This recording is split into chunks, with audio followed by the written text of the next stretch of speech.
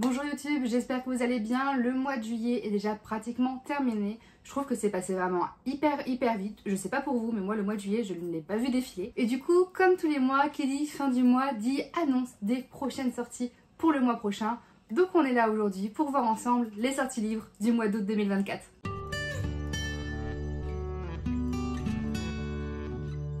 Avant de commencer la vidéo, n'hésitez surtout pas à vous abonner à la chaîne et à activer la cloche afin de ne plus rater aucune de mes prochaines sorties de vidéos. Si vous aimez la vidéo, je vous inviterai aussi à la liker, ça me soutiendra et ça me fera très plaisir. Et si vous voulez voir un petit peu plus de mon contenu, je vous invite à venir me suivre sur TikTok et sur Instagram où je fais un contenu qui est différent, complémentaire et quasiment quotidien en comparaison à ici sur YouTube. Comme chaque mois, je ne vous présente pas l'intégralité des sorties qu'il y a de livres en France parce qu'il y en a plusieurs centaines. Je crois qu'on est autour de 500 ou 600 livres pour le mois d'août. Donc je vous fais une sélection parmi les genres, les maisons d'édition, les auteurs, les résumés, les aspects de livres, etc., etc. Je vous fais ma sélection qui est totalement non exhaustive des sorties livres du mois d'août. Je tiens aussi à m'excuser pour cette vidéo si vous entendez des petits bruits de clic, clic, clic, clic, clic. C'est que je tourne ma vidéo dans mon bureau avec mon chéri qui joue sur son ordinateur. D'habitude vous ne l'avez pas parce que je m'arrange pour tourner quand il est au travail, mais vu qu'il est en vacances, eh ben on peut pas trop faire autrement. Mais bon, normalement ça devrait pas trop être gênant.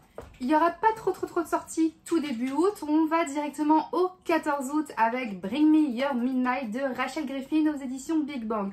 Pour l'instant, ça c'est un visuel provisoire, je sais pas s'il sera définitif ou pas. On est sur un one-shot de romantasy young adult vu qu'on est chez Big Bang. Et je voulais le résumer tout de suite. Le destin de Tiana Fairchild est tracé depuis sa naissance. Son mariage avec Landon, le fils du gouverneur, scellera une alliance sans précédent entre les sorciers de son île et les habitants hostiles du continent. Pour maintenir la paix, le coven de Tana libère une partie de sa magie dans les océans à chaque pleine lune. Jour où Tana manque ce rituel, elle ne peut se confier à personne. C'est alors qu'elle rencontre Wolf. Wolf qui prétend appartenir à un coven pratiquant une magie interdite est le seul à pouvoir l'aider. Il lui enseigne sa magie et pour la première fois, Tana se sent puissante. Tandis que la mer devient de plus en plus agitée, les sorciers perdent le contrôle des courants, ce qui met en péril l'alliance et l'île elle-même. Tana doit alors choisir entre l'amour et le devoir. Épouser Landon garantirait la paix, mais perdre Wolf pourrait lui coûter tout le reste. C'est un roman qui m'intrigue vachement, j'aime vraiment de plus en plus tout ce qui va tourner autour de la mer. Moi vous savez, on parle de sorcières tout de suite, ça m'intéresse, donc là il y a les sorcières, il y a même un coven, des magies interdites, etc. Donc il y a vraiment beaucoup d'ingrédients qui sont très prometteurs pour me plaire, donc j'ai hâte de le lire, de le découvrir et de vous en parler. Ensuite on va le 15 août aux éditions Olympe avec le premier tome de la saga Les Pierres Sacrées, écrit par Kate Golden avec A Dawn of Onyx, qui sera du coup une romantasy certainement adulte, attention, je pense que devrait y avoir pas mal de trigger warning et des scènes assez explicites. Il va y avoir de la guerre, de la magie, des sacrifices, des complots, etc. etc. C'est vraiment très prometteur. Et en plus de ça, Olympe, il sortira dans une édition reliée que je vous mets juste ici. Donc vous avez le hardback et la jaquette, et pardon, les pages de garde. Il a l'air vraiment très joli. Arwen n'a jamais pensé être courageuse. Pourtant, lorsque des soldats ennemis parviennent jusqu'à son village, elle n'hésite pas à offrir sa vie pour protéger sa famille. Faite prisonnière et emmenée dans le royaume le plus dangereux du continent, elle doit utiliser ses étranges capacités magiques pour soigner les soldats du cruel roi d'Onyx. Impossible d'affronter seul les bois anciens et maléfiques qui entourent le château. Coopérer avec un autre prisonnier pourrait être son seul chemin vers la liberté. Malheureusement, celui-ci est aussi exaspérant que rusé et ne semble pas particulièrement prêt à l'aider, ni même de s'évader lui-même. Tout en cherchant à s'échapper, Arwen découvre que le monde est beaucoup plus vaste et beaucoup plus compliqué que ce qu'elle ne pensait. Pourquoi le roi d'Onyx a-t-il attaqué un royaume dépourvu de ressources? Quelles sont donc les véritables causes de la guerre qui fait rage? Ensuite, on revient aux éditions Big Bang avec le 21 août, Un si fragile enchantement, écrit par Alison Saft. C'est l'autrice du roman qui est déjà sorti aux éditions Big Bang, La chasseuse et l'alchimiste. Si jamais vous connaissez et vous avez apprécié, il y a de fortes chances que vous pourriez être intéressé par celui-ci également.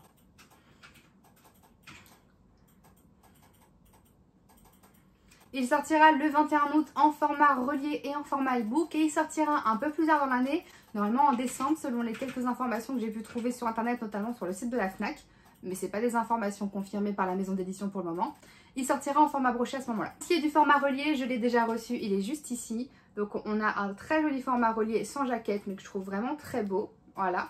Avec un jaspage qui est lui aussi très joli. Des illustrations de pages de garde qui sont très belles. Et on a un petit signé qui n'est pas uni, qui a des petits motifs de fleurs dessus. Et je trouve ça vraiment hyper joli. Pour l'instant, tous mes romans ont des signés qui sont que unis. Donc vraiment, c'est pas quelque chose que je pensais, que j'aurais imaginé pour un signet d'avoir des motifs dessus, sincèrement. Mais je trouve ça très joli malgré tout. Et limite, maintenant, j'en veux partout, quoi. Il faut choisir son propre bonheur, quel qu'il soit. Niam a le pouvoir d'imprégner les vêtements qu'elle conçoit d'émotions et de souvenirs, rendant ses créations uniques. Un don qui lui permet d'être engagée par le prince régent d'Avaland pour confectionner la garde-robe du mariage royal. Une occasion en or pour mettre sa famille à l'abri du besoin. Mais la cour d'Avaland est cruelle, en particulier pour une jeune fille originaire d'un royaume conquis où gronde la rébellion. Et Kit, le futur marié, irritable et agressif, ne lui facilite pas la tâche. Pourtant, contre toute attente, entre eux va naître une alchimie indéniable, qu'un chroniqueur anonyme est bien décidé à utiliser pour en faire un scandale. Pris dans le jeu des manœuvres politiques, Niam et Kit parviendront-ils à se rappeler qu'eux aussi ont droit au bonheur? Il y a quelque chose dans ce roman que je trouve hyper intéressant. Ça me fait un peu penser aux chroniques des Bridgerton avec ce côté chroniqueur qui va faire un peu du scandale, etc., etc. Vraiment, ça y fait beaucoup penser. Je pense qu'on va être sur une troupe Grumpy X Sunshine aussi quand on voit la façon dont est décrit le love interest, le protagoniste masculin. Donc vraiment, ça semble être vraiment très chouette. Si la plume d'Alison Saft est similaire dans ce roman-là qu'elle le fut dans La Chasseuse de l'Alchimiste, je pense qu'on sera sur un roman assez cosy quand même, assez doux, avec une jolie plume qui prend son temps, etc. parce que c'est ce qui avait été le cas dans La Chasseuse de l'Alchimiste.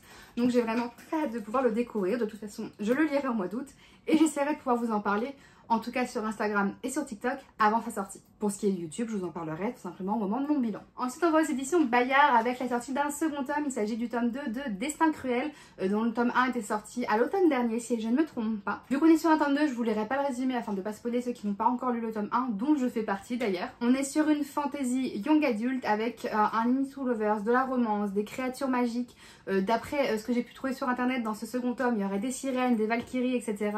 Dans le premier tome, il me semblait aussi qu'il y avait une histoire de lancer de dés et que c'était les dés qui définissaient un petit peu votre avenir et tout. Ça fait un petit peu penser à Donjons Dragons, ça a l'air hyper chouette. J'essaierai le plus rapidement possible de me procurer le premier tome afin de le lire et de savoir si je me lance ou pas dans la suite de cette saga. Ensuite, une sortie française le 21 août, on va voir Conjuration, le premier tome d'une nouvelle saga inspirée de l'Antiquité romaine, écrit par Bleuhen Guillou, et je vous lis le résumé tout de suite. Otage intégré à la noblesse de l'Empire d'Urbe depuis la chute de son royaume, Livia est aujourd'hui fiancée à Caius, le fils cadet de l'empereur. Elle entend assassiner Agrippine, l'héritière du trône, afin de pouvoir mettre Caius à sa place et d'influencer la politique du royaume. Mais lorsque l'empereur décède brutalement, la position de Livia est fragilisée. Agrippine, qui lui voue une haine farouche, est prête à tout pour l'isoler, jusqu'à menacer ceux qu'elle aime. Pourtant, malgré les risques, Livia n'est pas prête à renoncer au pouvoir qui lui semble si proche. Et autour d'elle, les obstacles se multiplient. La famille impériale se retrouve victime d'attentats, un vent de rébellion s'agite dans l'Empire, la paranoïa d'Agrippine gagne en puissance et Caius se met à agir étrangement. Entre magie dangereuse, complot et secret, Livia parviendra-t-elle à assouvir ses ambitions et à reprendre le contrôle de sa vie? Donc ça a l'air vraiment très tourné sur les complots, sur la politique, etc. Donc ça semble hyper intéressant, c'est vraiment très prometteur. En ce qui me concerne, j'avais déjà lu un livre de cette autrice-là et j'avais pas forcément trop accroché, donc je ne savais pas si c'était dû à la plume de l'autrice ou à l'histoire en elle-même. Donc je vais attendre de voir les premiers retours sur ce roman afin de me décider si je le lis ou pas. Mais en tout cas, comme ça, sur le papier, moi c'est vrai que dès qu'on me parle de quelque chose inspiré de l'Antiquité, dans ce style-là, ça m'attire tout de suite, quoi. Donc il m'intéresse, mais je vais attendre quand même d'avoir les premiers retours dessus. Ensuite, on va voir le tome 2 de la saga de l'Ultime Brasier, écrit par Sarah El Harifi, dont le premier tome était Le Dernier Combat. On est sur de la fantasy plutôt adulte, avec de la guerre, de la tyrannie, des castes, des complots, des intrigues, des trahisons, etc. Et vu que c'est un tome 2, je ne vous lirai pas le résumé pour pas spoiler ceux qui n'ont pas lu le premier tome. Ensuite, aux éditions City, on va voir La Petite Bibliothèque des Souvenirs, qui est un one-shot contemporain qui va beaucoup tourner autour des émotions, de quelque chose de souvenirs, des histoires familiales, etc. Ça a l'air vraiment très doux, d'être une très belle lecture, mais je vais le résumer pour en savoir plus. Chaque année, Sally ajoute un livre dans la bibliothèque d'Ella, sa fille unique. Elle le fait depuis 42 ans pour tous les anniversaires de sa fille. Grâce à ses ouvrages choisis avec soin, elle souhaite lui transmettre des valeurs et des messages inspirants. Pourtant, cela fait bien longtemps que Sally a perdu espoir que sa fille feuillette un jour les romans qu'elle lui offre et qu'elle lui a dédicacés avec amour. Car 20 ans plus tôt, elles se sont déchirées et Ella est partie, s'enfuyant en Australie sans même jeter un regard en arrière, jusqu'au jour où un drame survient. Obligeant alors Ella à revenir à la maison familiale, la jeune femme découvre alors la bibliothèque que sa mère lui a confectionnée année après année. Suffit-il de tourner une page pour pardonner et être heureux? Donc voilà, ça semble être vraiment une très belle lecture. C'est vrai que les livres qui parlent de livres, qui vont toucher les émotions, comme ça, les histoires de famille, etc., c'est souvent des très belles lectures. et celle-ci ne semble pas faire exception quoi. Ensuite, on va aux éditions Sabran avec Le sort qui nous lie, écrit par Geneviève Cornichek. Geneviève Cornichek, pour ceux qui ne sauraient pas, c'est celle qui a écrit Cœur de sorcière, que j'ai juste ici, qui est déjà sorti aux éditions Sabran l'année dernière. Avec Le sort qui nous lie, on est de nouveau sur un one-shot qui va s'inspirer de l'histoire nordique. On va aussi parler de sorcières, de reines. On va revoir de nouveau un message féministe. J'ai pas encore lu Cœur de sorcière, mais en tout cas, c'est les retours que j'avais eu également sur ce roman-là. Et donc, je suis vraiment très curieuse de pouvoir découvrir celui-ci. Et en plus, Sabran nous prépare vraiment une très jolie édition reliée que je vous mettrai juste ici. Je trouve que l'ensemble de la couverture, avec ce choix des couleurs, ce jaspage, etc., je trouve l'ensemble très réussi et j'adore. Et je pense que je m'achèterai ce roman parce que moi j'adore tout ce thème là en fait, c'est quelque chose que j'aime et donc il me fait vraiment très envie. Pour le meilleur ou pour le pire, vos destins sont liés. Dans la Norvège du temps des Vikings, 3 jeunes femmes partagent leur amitié et leurs rêves. La jeune Odny aspire à une vie paisible, contrairement à sa sœur Signy qui rêve d'aventure et de liberté. Leur amie Gunhild, quant à elle, veut pratiquer la magie à tout prix, quoi qu'en pense sa famille. Lorsqu'une prophétie révélée par une devineresse les condamne toutes les 3 à connaître la violence et la mort, elles se jurent de toujours s'entraider afin de se protéger de ce terrible destin. Des années plus tard, un raid va faire basculer leur vie dans la tempête. Gunhild, qui avait quitté leur village natal pour apprendre la sorcellerie, va porter secours à ses amis afin de respecter leur pacte. Prise entre de dangereux luttes de pouvoir au sein des clans vikings et pourchassée par des sorcières aux sombres desseins, leur lien sera mis à rude épreuve, de manière qu'aucune d'entre elles n'aurait pu imaginer. Ça a l'air vraiment incroyable. Voilà, c'est totalement le genre d'histoire qui m'intéresse, que j'adore et que je risque très fortement d'aimer si c'est bien réalisé. Ensuite, on revient aux éditions de Saxus avec La Princesse des âmes de Alexandra Christo. On est sur un one-shot, mais qui se passe dans le même univers que son précédent roman, qui est Un royaume assassiné. Mais normalement, il n'est pas nécessaire d'avoir lu ce roman-là pour pouvoir découvrir La Princesse des âmes. En tout cas, je l'espère pas, parce que j'ai pas intention de lire ce royaume assassiné. Par contre, celui-ci m'intéresse vraiment beaucoup. Déjà, parce qu'apparemment, on est sur une réécriture de réponse et que moi, c'est un conte que j'adore. Là encore, il sortira en relié et en brochet et le format relié, je le trouve vraiment sublime. Je vous le mets juste ici. Cette association de noir et de vert avec ce jaspage, avec des lunes, etc. Moi, c'est toujours un motif que j'adore. Enfin, je le trouve magnifique. Au jeu de la mort, personne ne gagne jamais. Le royaume des 6 îles a une tradition ancestrale. Chaque année, les citoyens viennent risquer leur vie lors du festival des prédictions. S'ils gagnent, leur vœu le plus cher deviendra réalité. Mais s'ils échouent, le roi volera leur âme. Héritière d'une famille maudite, Célestra aimerait utiliser ses pouvoirs afin de faire le bien. Au lieu de cela, elle est condamnée à passer son existence à prédire la mort de tout ce qu'elle touche et à les déposséder de leur âme. Nox est le meilleur soldat de la dernière armée. Prêt à tout pour venger la mort de son père, il décide de risquer son âme et d'affronter la mort pour assassiner le roi et ses sorcières, à commencer par Célestra. Aucun d'eux n'avait prévu de voir son avenir lié à l'autre. Pourtant, ils vont devoir s'associer pour survivre. Réussiront-ils à tromper la mort? Donc voilà, ça a l'air hyper chouette. J'espère que ça sera pas trop cliché non plus, mais j'ai jamais lu d'ouvrage de l'autrice, donc je sais pas du tout comment elle écrit. Mais en tout cas, comme ça, sur le papier, que ce soit le résumé, les thèmes abordés, le sujet ou même le visuel du roman, il me tente vraiment beaucoup. Donc je pense que je l'achèterai et que je le découvrirai. Donc voilà pour ma petite sélection sur les sorties du mois d'août 2024. On est l'été, donc les sorties c'est beaucoup plus calme dans cette période-là, mais il y a quand même un peu plus de sorties qu'au mois de juillet. En revanche, tenez-vous prêts parce que je pense qu'à partir de septembre et octobre, je commence déjà à accumuler ma liste de sélection des sorties. La vidéo fera 3h30.